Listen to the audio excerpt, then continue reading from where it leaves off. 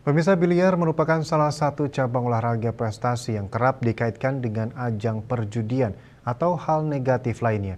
Mengubah paradigma negatif tersebut, Popsi Kabupaten Gianyar terus berupaya menghapus paradigma di masyarakat dengan membina anak-anak maupun para remaja yang hobi bermain biliar untuk menjadi atlet profesional yang siap terjun dalam berbagai turnamen maupun kejuaraan.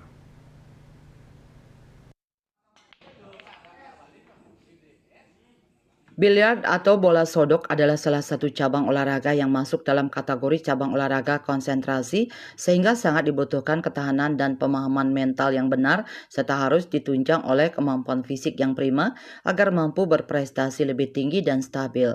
Biliar merupakan salah satu cabang olahraga cabur di bawah induk organisasinya yaitu Persatuan Olahraga Biliar Seluruh Indonesia (POBSI) di mana keberadaannya mulai dari tingkat pusat hingga daerah dalam naungan Komite Olahraga Nasional Indonesia (KONI). Untuk itu, Ketua Popsi Kabupaten Gianyar, Igede Narayana mengajak masyarakat untuk tidak lagi memandang biliar sebagai ajang perjudian. Saat ini biliar itu di mata masyarakat kan identik dengan judi.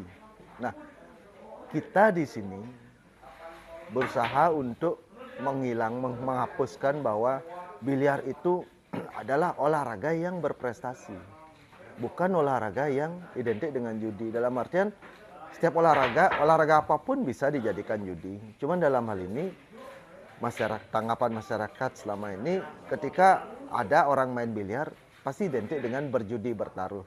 Nah, kesan itu yang ingin Tiang hilangkan, menjadikan anak-anak yang hobi bermain biliar itu agar mereka kita giring menjadi atlet yang berprestasi, bukan atlet yang suka berjudi.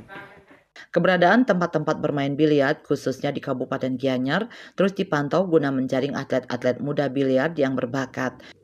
Dengan lahirnya atlet biliar berbakat serta mendulang berbagai prestasi dalam turnamen maupun kejuaraan akan menginformasikan kepada masyarakat bahwa biliar bukan ajang perjudian, tetapi biliar adalah olahraga berprestasi. Sukma Bali TV.